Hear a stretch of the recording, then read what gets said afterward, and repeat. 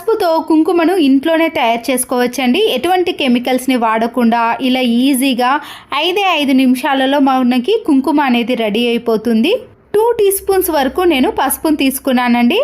దీంతో పాటు 1 tea spoon వరకు ఈటింగ్ సోడాను వేసుకోవాలి.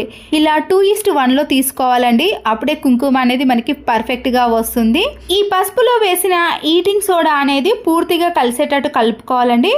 ఇలా ఒక 30 సెకండ్స్ పాటు బాగా కలిపిన తర్వాత ఒక నిమ్మకాయని ఇలా కట్ చేసి దాంట్లో ఉండే గింజలన్నీ తీసేసి రసాన్ని మాత్రమే ఈ పసుపులో కలుపుకోవాలి. మనము పసుపును తీసుకున్న క్వాంటిటీని బట్టి నిమ్మకాయలను యూజ్ చేయాలండి. నేను ఇక్కడ 2 టీ స్పూన్స్ వరకే తీసుకున్నాను కాబట్టి చిన్న నిమ్మకాయను మాత్రమే కట్ చేసి వేసుకుంటున్నాను.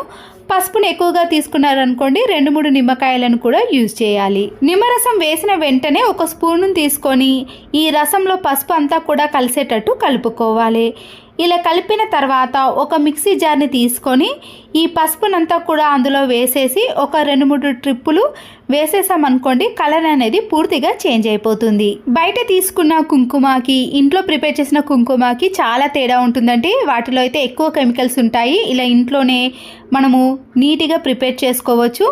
ఇలా మిక్సీ పట్టుకున్న దాన్ని అంతా కూడా మళ్ళీ ఒక బౌల్లోకి వేసేయండి. చూసారు కదండి కలర్ అనేది పూర్తిగా చేంజ్ అయిపోయింది కదా. ఇప్పుడు ఇది కొద్దిగా తడిగానే ఉంటుందండి, వెంటనే ఆరిపోదు కదా. మరొకసారి స్పూన్తో కానీ చేత్తో కానీ ఇలా పూర్తిగా కలిపేసేయండి. కలిపేసి మీరు ఒక 2 మినిట్స్ పాటు బయట కానీ లేదా ఎండ తగలకుండా వేడిగా ఉన్న ప్రదేశంలో కానీ పెట్టేసేయాలి. 2-3 మినిట్స్ పాటు నేను ఆరబెట్టేసానండి. ఇలా డార్క్నెస్లోకి వచ్చేసింది. ఆ తర్వాత మనము టీ వడపోసే జాలి ద్వారా జల్లెడ పట్టుకోవాలి. ఇలా ముందుగా ఆరబెట్టుకోవడం వల్లనే మనకి కుంకుమ అనేది ఇలా ఈజీగా జల్లెడ ద్వారా వచ్చేస్తుందండి. జల్లెడ పట్టుకున్న దాంట్లో చివర్లో ఇలా కొద్దిగా వేస్టేజ్ అయిపోతుందండి.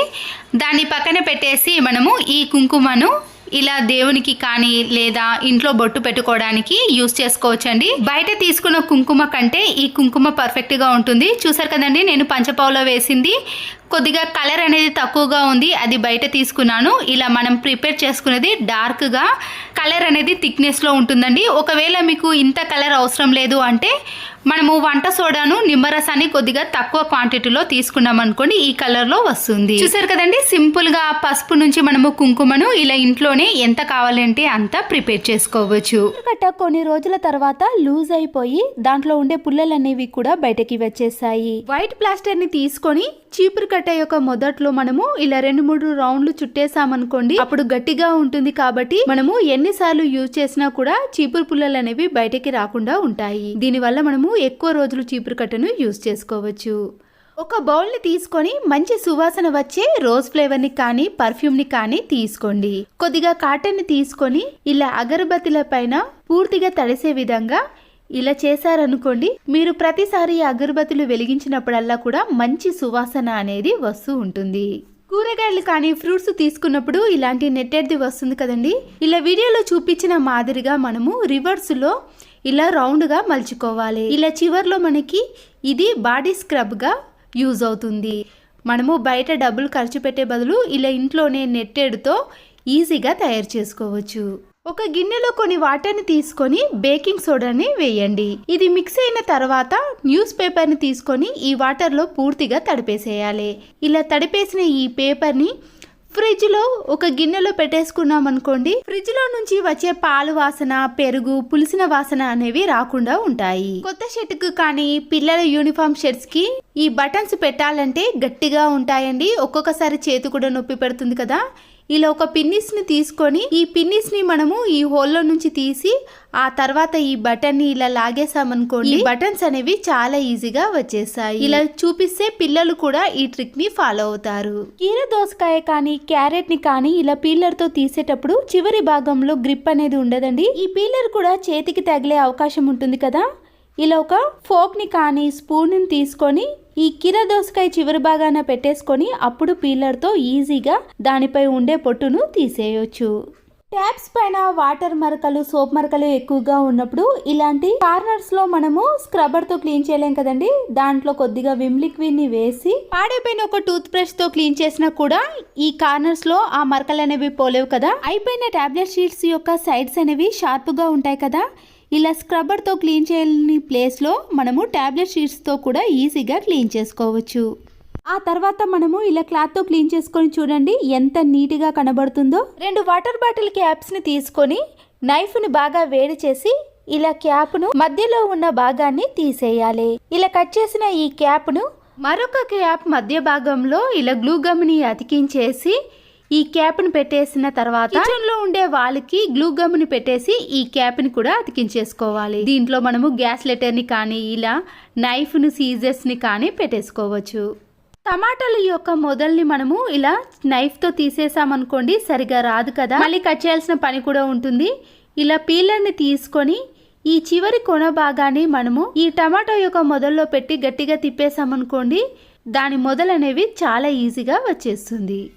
నెయిల్ పాలిష్ యొక్క క్యాప్ అనేది తిప్పినప్పుడు గట్టిగా ఉండటం కానీ లోపట లిక్విడ్ అనేది గట్టిగా అయినప్పుడు ఇలా కొద్దిగా హాట్ వాటర్ని తీసుకొని ఈ నెయిల్ పాలిష్ని మనము ఇలా క్యాప్ మునిగేంత వరకు కూడా వాటర్ వేసి ఒక 10 మినిట్స్ పాటు అలాగే ఉంచేసామనుకోండి క్యాప్ అనేది ఈజీగా వచ్చేస్తుంది.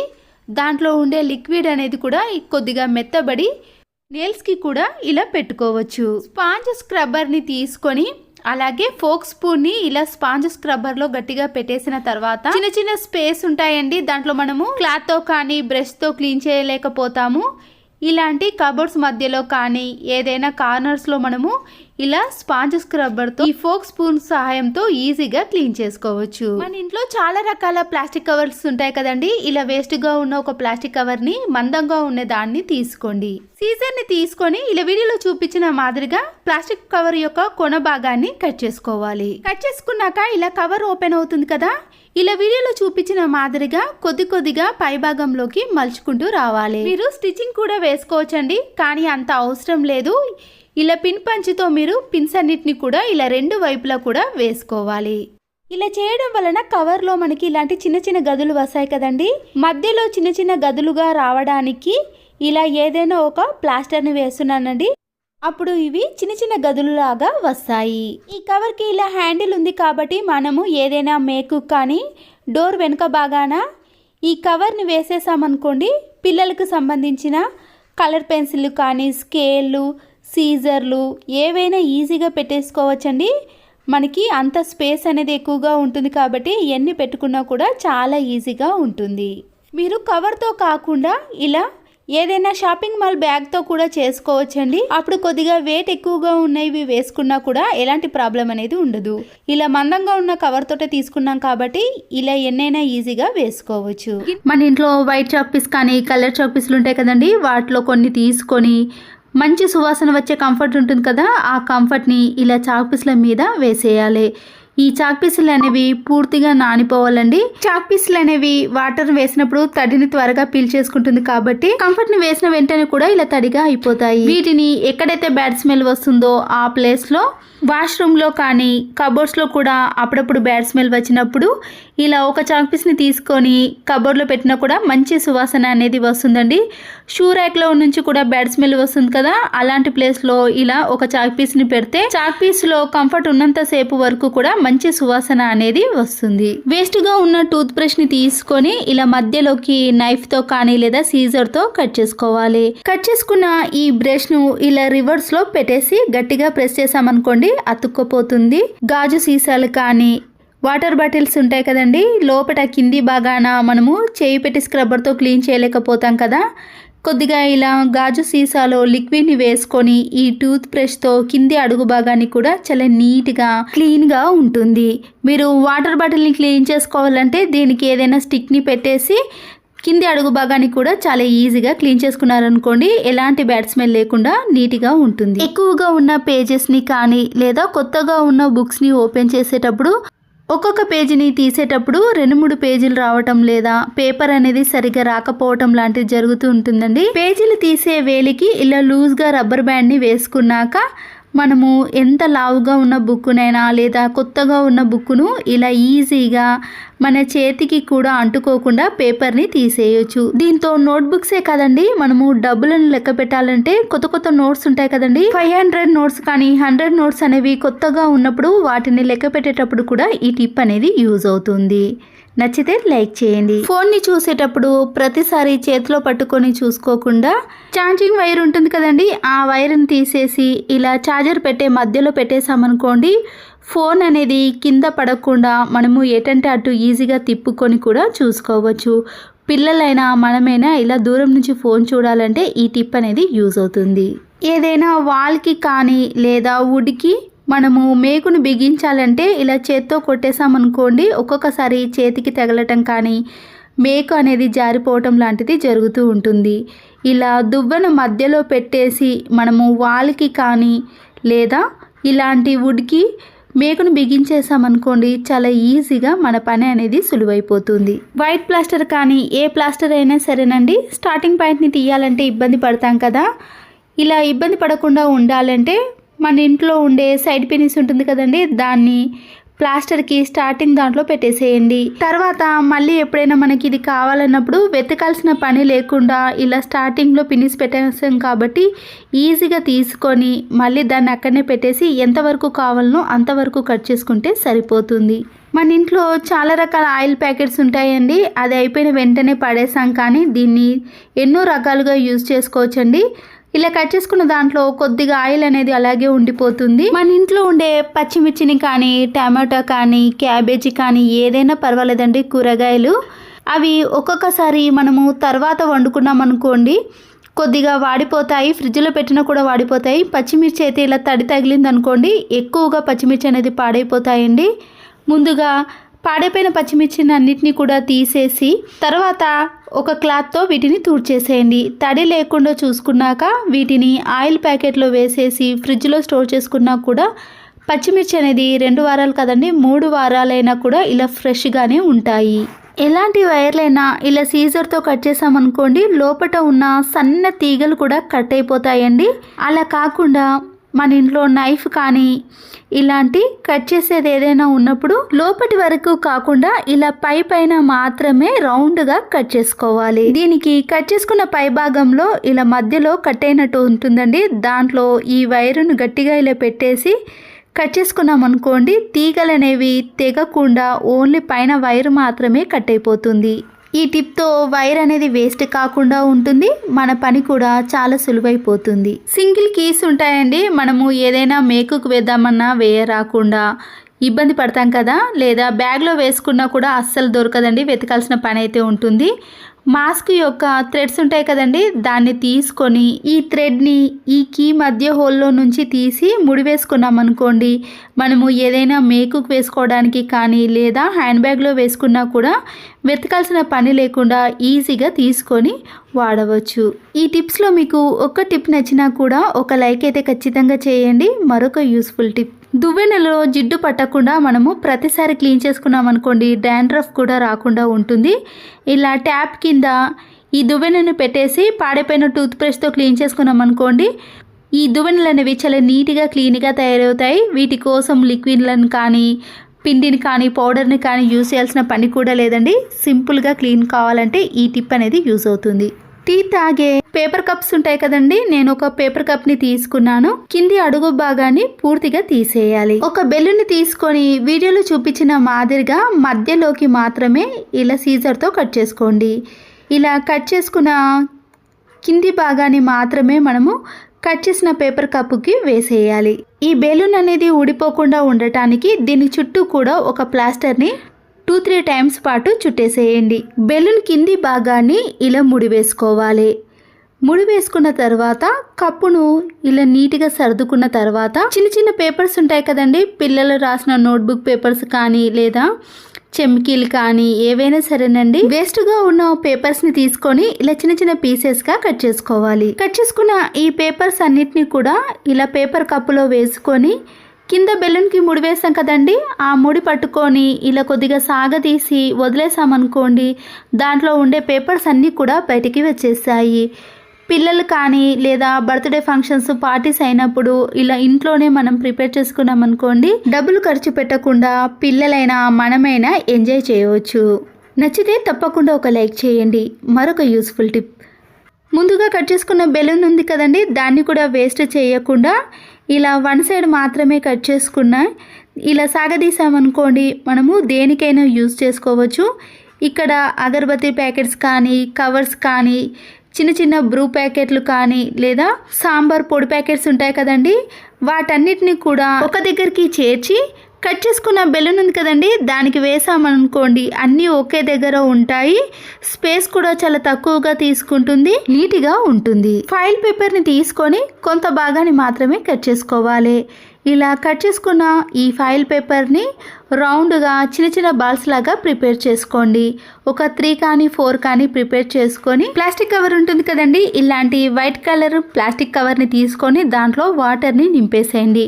ఒక హాఫ్ వరకు నింపేసుకున్నాక ఇలా రౌండ్గా బాల్స్ లాగా ప్రిపేర్ చేసుకున్న ఫాయిల్ పేపర్స్ని అందులో వేసేయండి.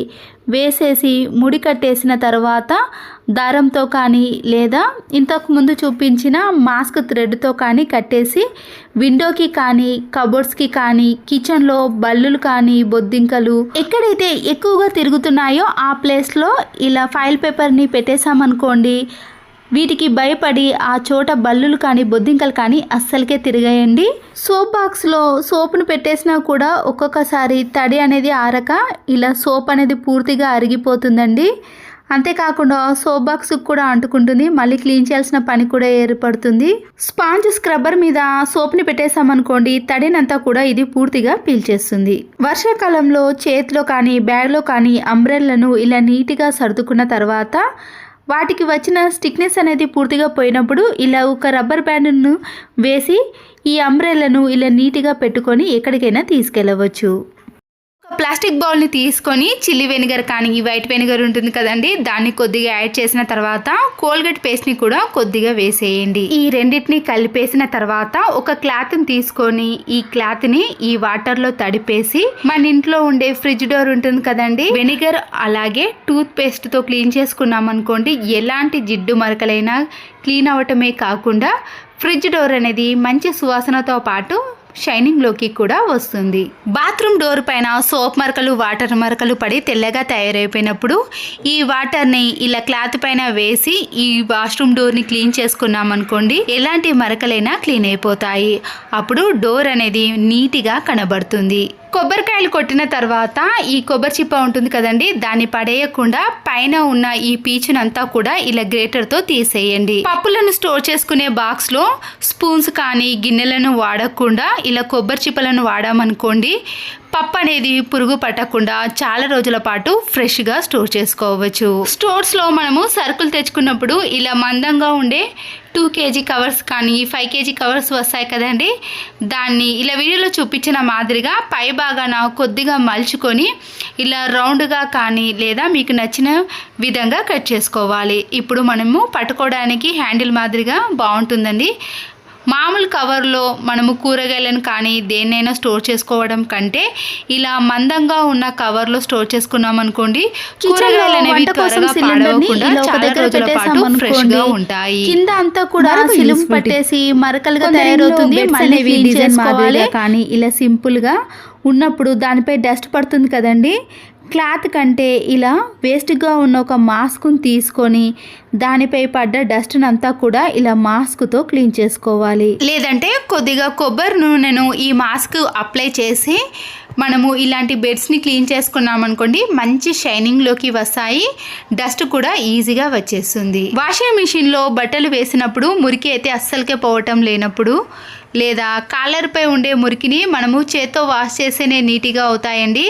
ఒక్కొక్కసారి వాషింగ్ మిషన్లో వేసినా కూడా ఆ మురికి అనేది అస్సలకే పోదు కదా, ఇలా కాలర్పై ఉండే మురికిని కూడా ఈజీగా తొలగించుకోవాలి అంటే అంతే కదండి. తెల్ల బట్టలలో ఉండే మురికి పోవటమే కాకుండా చిన్నపిల్లలకు కూడా వాళ్ళ డ్రెస్ మురికిగా తయారవుతుంది కదండి, అలాంటి వాటన్నిటిని కూడా ఇలా వాషింగ్ మిషన్లో వేసేసిన తర్వాత కోల్గేట్ పేస్ట్ ఉంటుంది కదండి, దాన్ని కొద్దిగా మాత్రమే ఒక బౌల్లో కొన్ని వాటర్ని వేసుకొని కలిపేసుకోవాలి. డైరెక్ట్గా వేసామనుకోండి పేస్ట్ అనేది పూర్తిగా కలిసిపోదు.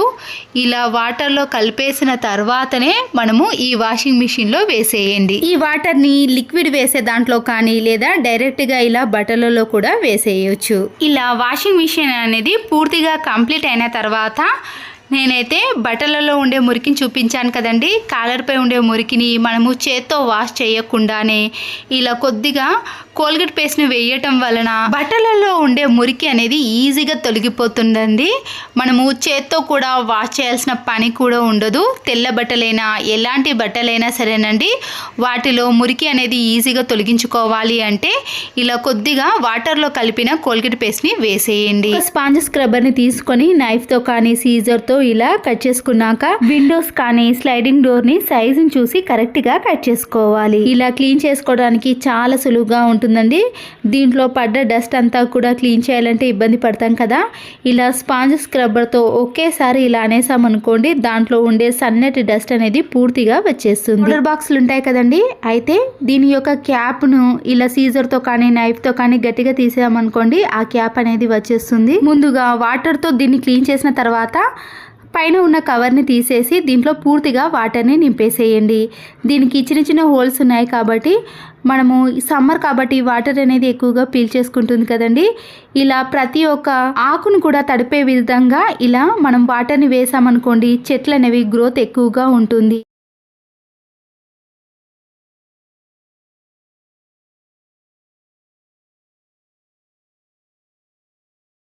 అంతే కదండి, ఎక్స్ట్రా సిలిండర్ ఉన్నప్పుడు కూడా మనము ఇలా ఒక పక్కన పెట్టేస్తాం కదా. మరకలు అనేవి ఫ్లోర్కి పడకుండా ఉండాలి అంటే ఒక సోప్ని తీసుకొని ఇలా అడుగు భాగాన సోప్నంతా కూడా రౌండ్గా రుద్దేసేయండి. దీనివల్ల సిలుమ్ అనేది కింద పట్టకుండా, సిలిండర్ అనేది పాడవకుండా ఇలా ఫ్లోర్ పైన 6 నెలలు పెట్టినా సరేనండి, కింద మరకలు అనేవి అస్సలకే ఏర్పడకుండా ఉంటాయి.